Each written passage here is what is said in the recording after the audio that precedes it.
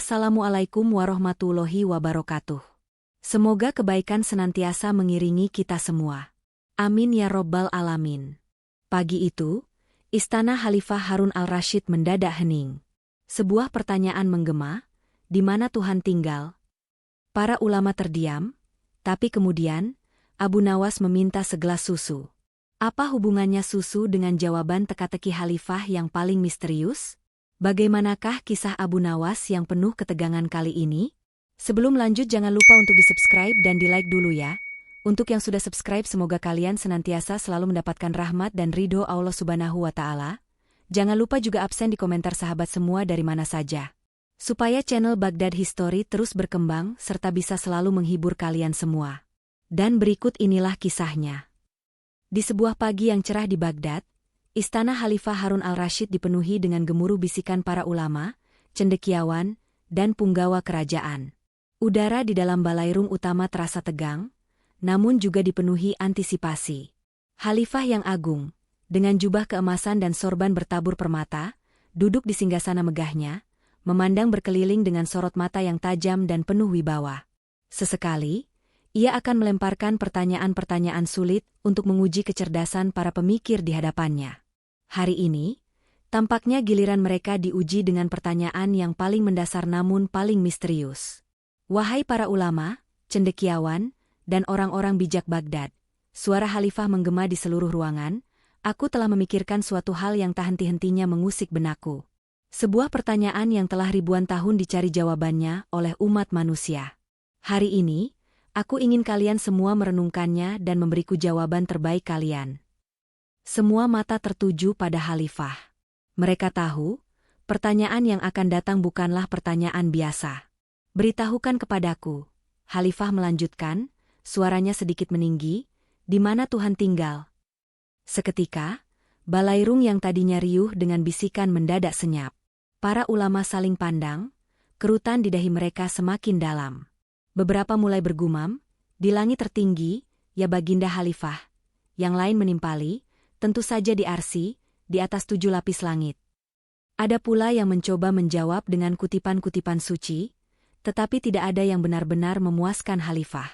Wajah Harun al-Rasyid tetap datar, menunjukkan bahwa jawaban-jawaban itu belum mencapai kedalaman yang ia harapkan. Di sudut ruangan, bersandar pada pilar kokoh, berdiri seorang pria dengan sorban agak miring dan senyum tipis yang tak pernah hilang dari bibirnya. Dialah Abu Nawas, penyair dan pemikir yang terkenal dengan kecerdikan dan akalnya yang seringkali melampaui logika biasa. Ia memperhatikan gelagat para ulama dengan tatapan geli, seolah ia sudah tahu bahwa mereka akan kesulitan. Setelah beberapa saat kegaduhan dan jawaban yang berputar-putar tanpa hasil, pandangan Khalifah akhirnya jatuh pada Abu Nawas. Sebuah senyum tipis mengembang di bibir Khalifah. "Wahai Abu Nawas," panggilnya, "engkau selalu memiliki cara yang berbeda dalam memandang segala sesuatu. Mungkin engkau bisa membantu kami keluar dari kebingungan ini. Di mana Tuhan tinggal, menurutmu?" Abu Nawas melangkah maju dengan santai, membungkuk hormat di hadapan Khalifah. "Ampun Baginda Khalifah, hamba tidak memiliki jawaban yang muluk-muluk seperti para ulama yang terhormat. Namun, izinkan hamba untuk memberikan sebuah ilustrasi kecil. Apakah Baginda bersedia memerintahkan pelayan untuk membawakan segelas susu murni untuk hamba?" Khalifah Harun al-Rasyid mengerutkan kening, sedikit terkejut dengan permintaan itu, tetapi ia sudah terbiasa dengan keunikan Abu Nawas. "Bawakan segelas susu murni untuk Abu Nawas," perintahnya kepada seorang pelayan. Tak lama kemudian, segelas susu murni nan putih bersih diletakkan di atas meja di hadapan Abu Nawas. Abu Nawas mengangkat gelas itu, memutar-mutarnya perlahan, lalu menatap para ulama dan Khalifah dengan senyum misterius. "Wahai Baginda Khalifah dan para hadirin sekalian," kata Abu Nawas, suaranya tenang dan jelas, "apakah kalian melihat mentega di dalam susu ini?" Semua orang saling pandang. Pertanyaan itu terdahulu sungguh aneh. "Tentu saja tidak, Abu Nawas," jawab salah seorang ulama dengan sedikit jengkel. "Mentega tidak terlihat di dalam susu." "Benar sekali," timpal Abu Nawas, mengangguk. "Mentega tidak terlihat secara langsung. Tapi, apakah itu berarti mentega itu tidak ada di dalam susu ini?" "Tidak," seru mereka serentak. "Mentega itu ada, tapi harus diolah atau dikocok terlebih dahulu baru akan muncul. Abu Nawas meletakkan kembali gelas susu itu di meja, senyumnya semakin lebar. Nah, disinilah kuncinya, wahai Baginda Khalifah yang mulia. Tuhan itu seperti mentega di dalam susu ini. Seluruh balairung hening, menunggu kelanjutan penjelasan Abu Nawas. Khalifah Harun al-Rashid mencondongkan tubuhnya ke depan, matanya terpaku pada Abu Nawas, tertarik pada analogi yang tak terduga ini. Tuhan, lanjut Abu Nawas, suaranya kini terdengar penuh kebijaksanaan, tidak tinggal di satu tempat fisik yang bisa kita tunjuk dengan jari kita, seperti di langit, atau di atas awan, atau di singgasana yang megah. Jika kita hanya mencarinya di satu lokasi tertentu, kita tidak akan pernah melihatnya. Tuhan itu ada di mana-mana, di dalam setiap ciptaannya, di dalam setiap partikel alam semesta, bahkan di dalam hati dan jiwa setiap manusia. Ia mengambil jeda sejenak, membiarkan kata-katanya meresap. Sama seperti mentega yang ada di dalam susu. Namun untuk melihat atau merasakannya, kita perlu melakukan upaya. Kita harus mengocok susu itu, bukan? Mengocoknya dengan penuh kesabaran, dengan kekuatan, hingga mentega itu terpisah dan terlihat nyata. Begitu pula dengan Tuhan. Abu Nawas menyimpulkan, pandangannya menyapu seluruh ruangan. Untuk merasakan kehadirannya, untuk melihat kebesarannya, kita harus mengocok hati kita dengan ibadah yang tulus, dengan perenungan yang mendalam, dengan keikhlasan dalam berbuat baik, dan dengan keimanan yang tak tergoyahkan. Hanya dengan pengocokan batin itulah, kehadiran Tuhan akan terasa begitu dekat, begitu nyata, seolah-olah Ia tinggal di dalam diri kita sendiri. Hening kembali menyelimuti balairung, namun kali ini bukan hening kebingungan, melainkan hening karena kekaguman. Khalifah Harun al-Rashid tersenyum lebar, senyum puas yang jarang terlihat. Ia bangkit dari singgasananya dan berjalan mendekati Abu Nawas. Engkau memang benar-benar cerdik, Abu Nawas, puji Khalifah. Jawabanmu jauh melampaui perkiraanku. Engkau tidak hanya menjawab pertanyaanku, tetapi juga mengajarkan sebuah hikmah yang mendalam tentang hakikat keberadaan Tuhan. Hadiah besar menantimu. Para ulama dan cendekiawan lainnya mengangguk-angguk setuju, beberapa bahkan bertepuk tangan. Abu Nawas hanya tersenyum tipis, menerima pujian itu dengan rendah hati. Bagi Abu Nawas, hadiah terbesar bukanlah emas dan perak, melainkan kepuasan melihat kebenaran dipahami, dan melihat raja yang agung tersenyum karena sebuah jawaban yang datang dari hati yang sederhana namun cerdas. Teka-teki sang raja telah terjawab, bukan dengan dogma yang kaku, melainkan dengan analogi yang mengena, sejelas susu dan mentega. Setelah keberhasilan Abu Nawas menjawab teka-teki Khalifah tentang keberadaan Tuhan, reputasinya semakin melambung tinggi di seluruh Baghdad. Para ulama yang tadinya memandangnya sebelah mata kini menaruh rasa hormat yang lebih besar, meskipun masih ada gurat-gurat kecemburuan di wajah mereka. Khalifah Harun al-Rashid sendiri semakin mempercayai Abu Nawas, bahkan sering memanggilnya untuk sekadar berbincang atau mendengarkan puisi-puisi jenakanya. Namun, ketenaran selalu datang bersamaan dengan ujian. Suatu sore, beberapa hari setelah kejadian, susu dan mentega itu, Abu Nawas sedang berjalan santai di pasar Baghdad yang ramai. Aroma rempah-rempah bercampur dengan asap masakan dan suara tawar-menawar memenuhi udara. Tiba-tiba, ia berpapasan dengan Imam Ja'far, seorang ulama yang terkenal dengan kefasihannya dalam berkhotbah, namun juga dengan sifatnya yang sedikit sombong dan sering meremehkan orang lain, terutama mereka yang dianggapnya hanya seorang penyair seperti Abu Nawas. Imam Ja'far, yang baru saja keluar dari toko parfum dengan hidung terangkat, melihat Abu Nawas. Sebuah senyum sinis mengembang di bibirnya. "Wahai Abu Nawas," sapanya dengan nada merendahkan, "kudengar engkau kini menjadi bintang di istana. Hebat sekali caramu memutarbalikkan logika untuk menyenangkan Baginda Khalifah." Abu Nawas menghentikan langkahnya, membalas senyum Imam Ja'far dengan tenang. "Hamba hanya berusaha menjawab dengan apa adanya, Tuan Imam. Kebenaran, terkadang, memang perlu diungkapkan dengan cara yang berbeda agar dapat dipahami." Imam Ja'far mendengus. "Berbeda atau sekadar membual? Baiklah, jika engkau sebegitu cerdiknya, aku punya sebuah tantangan untukmu." Imam Ja'far membuka kantung kainnya, mengeluarkan beberapa keping dinar emas yang berkilauan. Lihat ini, dinar ini akan menjadi milikmu, jika engkau berhasil menjawab pertanyaanku ini. Aku ingin engkau memberitahuku, bau apa yang paling enak di dunia ini. Abu Nawas terdiam sejenak. Pertanyaan itu sederhana, namun menyimpan jebakan. Ia tahu Imam Ja'far ingin melihatnya terjebak dalam jawaban yang subjektif, atau bahkan konyol, sehingga ia bisa menertawakannya di depan umum. Pasar yang ramai tiba-tiba terasa seperti panggung, dengan beberapa pedagang dan pembeli mulai melirik ke arah mereka. Sebuah pertanyaan yang menarik, Tuan Imam, kata Abu Nawas perlahan. Namun, untuk menjawab pertanyaan tentang bau yang paling enak, hamba membutuhkan waktu untuk merenung dan mungkin sedikit melakukan penelitian. Imam Ja'far tertawa mengejek. Penelitian? Kau ingin mencium setiap bau di Baghdad? Baiklah, aku memberimu waktu hingga besok pagi. Temui aku di depan Masjid Agung setelah salat subuh. Jika engkau bisa memberiku jawaban yang memuaskan dan masuk akal, dinar ini akan menjadi milikmu. Jika tidak ya, kau tahu konsekuensinya. Ia mengisyaratkan tawa ejekan dari kerumunan kecil yang mulai terbentuk. Abu Nawas hanya mengangguk, tidak terpancing emosi. Baiklah, Tuan Imam. Besok pagi, setelah salat subuh, hamba akan hadir dengan jawaban hamba. Malam itu, Abu Nawas tidak tidur nyenyak. Ia membolak-balikan badannya, memikirkan pertanyaan Imam Ja'far. Ia mencoba memikirkan aroma bunga melati yang harum semerbak, bau masakan ibu yang lezat, atau wangi hujan setelah kemarau panjang. Semua itu memang menyenangkan. Tetapi apakah ada bau paling enak, yang universal dan tak terbantahkan? Ia tahu Imam Ja'far akan menuntut jawaban yang tak bisa diperdebatkan. Tiba-tiba, sebuah ide muncul di benaknya. Sebuah ide yang begitu cemerlang, begitu jenaka, dan begitu Abu Nawas. Ia tersenyum geli dalam gelap. Ia tahu persis apa yang harus ia lakukan. Keesokan paginya, sebelum fajar menyingsing, Abu Nawas sudah bangun. Ia tidak memakai pakaian terbaiknya, melainkan mengenakan jubah lama yang agak lusuh. Ia melakukan persiapan kecil di rumahnya, memastikan semuanya siap untuk penelitian yang ia janjikan.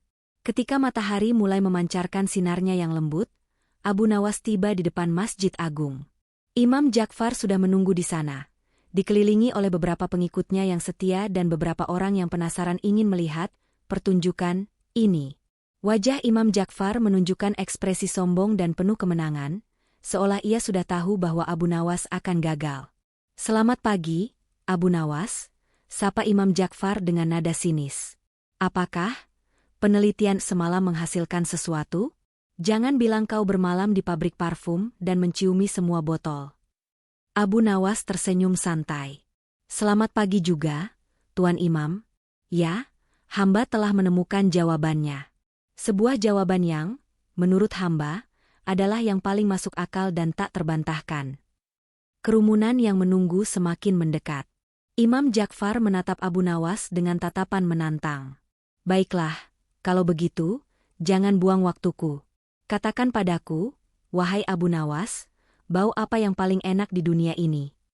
Abu Nawas menarik napas dalam-dalam, pandangannya menyapu kerumunan yang menatapnya penuh harap dan rasa ingin tahu. Ia tahu ini adalah momennya. Ia akan memberikan jawaban yang tidak akan pernah dilupakan oleh Imam Ja'far. Ia bahkan menyeringai, membayangkan Abu Nawas akan menyebutkan aroma mawar atau masakan lezat, yang tentu saja akan ia bantah sebagai subjektif. Abu Nawas menarik napas dalam-dalam. Senyum tipis masih terukir di bibirnya. Ia memandang berkeliling, menatap wajah-wajah yang penuh tanya, dan akhirnya tatapannya berhenti pada Imam Ja'far. Tuan Imam dan hadirin sekalian, Abu Nawas memulai, suaranya tenang namun cukup lantang agar semua bisa mendengar. Hamba telah melakukan penelitian semalam. Hamba telah merenungkan pertanyaan Tuan Imam yang begitu dalam ini. Imam Ja'far mendengus tak sabar. Langsung saja pada intinya, Abu Nawas, jangan bertele-tele. Intinya adalah ini, Tuan Imam, jawab Abu Nawas, tanpa gentar. Ia kemudian melakukan sesuatu yang membuat semua orang terkejut.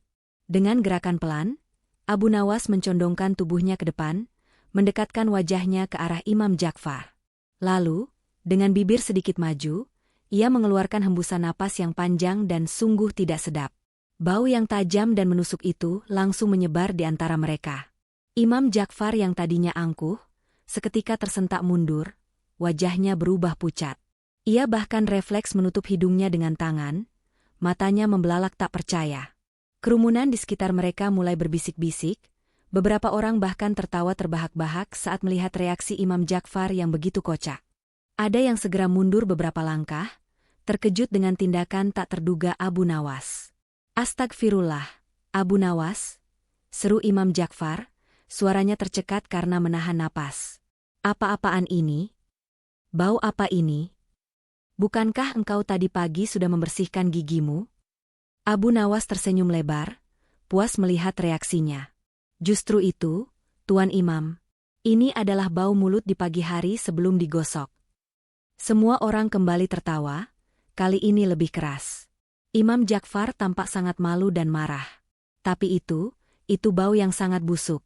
Bagaimana bisa kau menyebutnya bau yang paling enak di dunia?" teriak Imam Ja'far, hidungnya masih tertutup rapat. "Ah, Tuan Imam," jawab Abu Nawas dengan santai, "justru disitulah letak kebijaksanaannya. Pikirkan baik-baik, wahai Tuan Imam yang mulia. Jika kita tidak mencium bau ini setiap pagi, bukankah itu berarti kita sudah mati?" Kerumunan yang tadinya tertawa kini terdiam, merenungkan perkataan Abu Nawas. Wajah-wajah yang tadinya geli kini menunjukkan pemahaman. Selama kita masih bisa mencium bau mulut kita sendiri di pagi hari, betapapun tidak sedapnya bau itu, lanjut Abu Nawas, suaranya kini terdengar serius dan bijaksana, itu berarti kita masih hidup. Kita masih diberi kesempatan oleh Allah untuk bernapas, untuk melihat matahari terbit, untuk beribadah, dan untuk melanjutkan kehidupan. Bukankah keberadaan hidup itu sendiri adalah nikmat paling besar di dunia ini? Dan bau yang menjadi pertanda keberlangsungan hidup, meskipun tidak sedap, adalah bau yang paling berharga, karena tanpanya tidak ada bau lain yang bisa kita nikmati. Imam Ja'far terdiam membeku. Ia membuka mulutnya untuk membantah, tetapi tidak ada kata yang keluar. Logika Abu Nawas yang tak terduga, namun begitu mendalam, telah membungkamnya. Ia tidak bisa lagi berargumen. Kebenaran yang disampaikan Abu Nawas, meskipun disampaikan dengan cara yang tak lazim, adalah kebenaran yang tak terbantahkan. Kehidupan itu sendiri adalah anugerah terbesar. Raut wajah Imam Ja'far yang tadinya penuh kesombongan kini berubah menjadi campuran antara kekalahan, rasa malu, dan sedikit pengakuan. Ia akhirnya menurunkan tangannya dari hidung, meskipun masih sedikit mengernyit. Ia mengambil kantung dinar emas dari sakunya, dan melemparkannya ke kaki Abu Nawas. "Ambil dinarmu, Abu Nawas," ucapnya dengan suara serak, kekalahannya jelas. "Aku akui, kau memang cerdik. Tidak ada yang bisa membantah jawabanmu itu." Abu Nawas membungkuk hormat, mengambil dinar-dinar itu dengan senyum kemenangan. "Terima kasih, Tuan Imam. Semoga hikmah ini selalu mengingatkan kita akan nikmat hidup." Kerumunan pun bersorak dan bertepuk tangan untuk Abu Nawas. Imam Ja'far yang biasanya sombong, kini hanya bisa berjalan pergi dengan kepala tertunduk. Sementara Abu Nawas pergi dengan langkah ringan, kantung dinar di tangannya, dan senyum puas di wajahnya. Ia sekali lagi telah membuktikan bahwa kecerdasan sejati tidak selalu terletak pada kefasihan berbicara atau gelar tinggi, melainkan pada kemampuan untuk melihat kebenaran dari sudut pandang yang paling sederhana namun paling mendalam. Kemenangan Abu Nawas atas Imam Ja'far dengan bau mulut yang tak terduga semakin memperkuat posisinya sebagai pribadi paling cerdik di Baghdad. Kabar tentang kecerdasannya menyebar ke seluruh pelosok negeri, bahkan hingga ke telinga para pedagang dan orang biasa di pasar. Khalifah Harun al-Rashid pun semakin sering memanggilnya, bukan hanya untuk hiburan, melainkan juga untuk meminta pandangan Abu Nawas dalam berbagai permasalahan pelik yang dihadapi kerajaan. Suatu siang, Khalifah mengumpulkan semua penasihat, ulama, dan cendekiawan di balairung istana. Wajahnya kali ini tidak menunjukkan keceriaan seperti biasanya, melainkan kerutan serius. Di tengah ruangan, diletakkan sebuah peti kayu tua yang diukir dengan rumit, namun terkunci rapat tanpa celah sedikit pun. Peti itu tidak terlalu besar, tetapi cukup untuk membuat semua orang penasaran.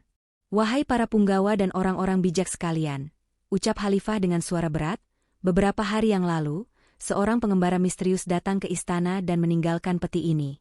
Ia berkata, di dalam peti ini terdapat sesuatu yang sangat berharga, dan hanya orang yang paling bijaksana di Baghdad yang dapat mengetahuinya tanpa membukanya. Pengembara itu kemudian menghilang begitu saja, dan tidak ada kunci yang ditinggalkan. Para penasihat mulai berbisik-bisik. Mungkin itu emas, ya Baginda Khalifah, ujar salah seorang menteri. Atau mungkin permata, timpal yang lain. Beberapa ulama mencoba mendekat, menempelkan telinga mereka ke peti, mencoba mendengar suara dari dalam. Namun, peti itu tetap sunyi. Khalifah kemudian melanjutkan, aku telah mencoba berbagai cara. Peti ini tidak bisa dibuka dengan paksa tanpa merusaknya. Dan aku ingin mengetahui isinya tanpa merusak petunjuk dari pengembara itu. Siapa di antara kalian yang bisa memberitahuku, apa isi peti misterius ini, tanpa membukanya? Kembali, keheningan menyelimuti Balairung. Pertanyaan ini jauh lebih sulit daripada sekadar teka-teki. Ini adalah tantangan yang membutuhkan bukan hanya kecerdasan, tetapi juga intuisi dan pemahaman yang mendalam tentang sifat manusia. Bagaimana mungkin mengetahui isi peti yang tertutup rapat tanpa melihatnya? Semua orang mulai menggaruk-garuk kepala. Beberapa ulama mencoba merapal doa, berharap ilham datang. Penasihat kerajaan menyarankan untuk memanggil tukang sihir, tetapi Khalifah menolak. Ia ingin jawaban yang logis dan cerdas, bukan trik sulap. Seperti biasa, pandangan Khalifah akhirnya tertuju pada Abu Nawas, yang berdiri di antara kerumunan, matanya menatap peti dengan seksama. Abu Nawas, panggil Khalifah, engkau adalah pemecah teka-teki yang ulung. Bisakah engkau membantu kami kali ini? Apa isi peti ini? Tanpa kita harus membukanya. Abu Nawas melangkah maju. Ia tidak langsung menjawab.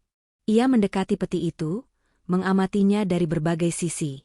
Ia bahkan mengetuk-ketuk permukaannya dengan jarinya, seolah mencari petunjuk dari suara kayu yang kosong. Semua mata tertuju padanya, menanti akal cerdiknya bekerja. Setelah beberapa saat, Abu Nawas kembali berdiri tegak. Sebuah senyum tipis, khas dirinya, tersungging di bibirnya. Ampun Baginda Khalifah yang mulia, kata Abu Nawas, izinkan hamba untuk memberikan jawaban atas misteri peti ini. Menurut hamba, isi dari peti yang berharga ini adalah... Semua orang menahan napas. Khalifah mencondongkan tubuhnya ke depan, tak sabar. Jawaban atas teka-teki itu sendiri, dan keheningan, kata Abu Nawas dengan tenang. Semua orang mengerutkan kening. Khalifah tampak bingung.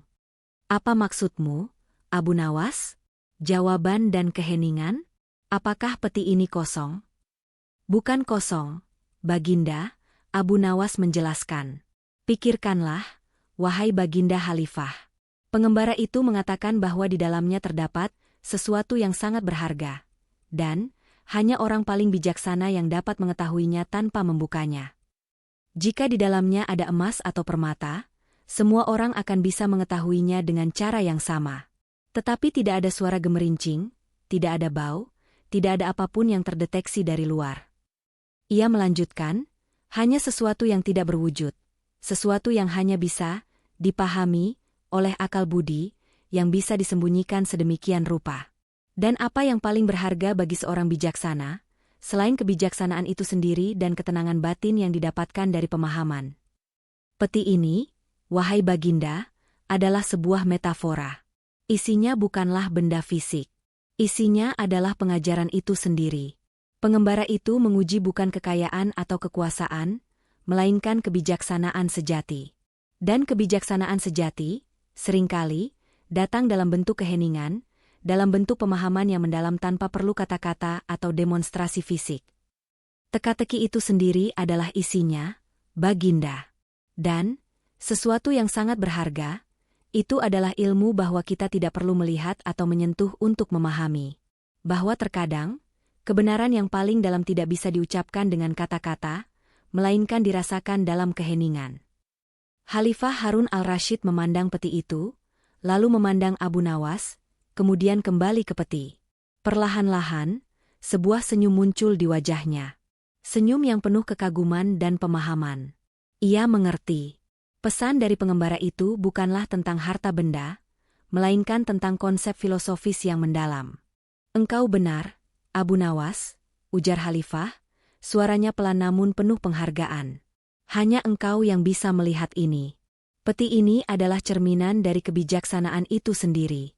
Tidak ada yang tersembunyi di dalamnya kecuali sebuah pelajaran. Dan pelajaran itu adalah bahwa kebenaran terbesar seringkali ada dalam diam, dalam pemahaman yang melampaui indera." Khalifah tidak lagi peduli dengan isi fisik peti itu. Peti itu tetap terkunci, menjadi simbol dari teka-teki yang dipecahkan oleh kebijaksanaan, bukan oleh kekuatan. Ia memberikan hadiah besar kepada Abu Nawas, lebih besar dari hadiah-hadiah sebelumnya, sebagai pengakuan atas kecerdasan dan pemahamannya yang unik. Abu Nawas menerima hadiah itu dengan senyum tulus. Ia telah menunaikan tugasnya, bukan hanya memenangkan tantangan, tetapi juga memberikan pencerahan kepada Khalifah dan semua orang yang hadir. Ia telah membuktikan bahwa kecerdasan sejati adalah kemampuan untuk melihat melampaui apa yang terlihat, dan menemukan makna dalam hal yang paling sederhana sekalipun. Sejak hari itu, kisah-kisah kecerdikan Abu Nawas semakin sering diceritakan di kedai kopi dan di istana, menjadi legenda yang tak lekang oleh waktu. Ia tidak hanya menjadi pemecah teka-teki, tetapi juga seorang guru yang mengajarkan hikmah melalui humor dan logika yang tak terduga. Dan peti misterius itu tetap terkunci, menjadi pengingat abadi akan sebuah jawaban yang datang dari keheningan, dan sebuah kebenaran yang tidak memerlukan kata-kata.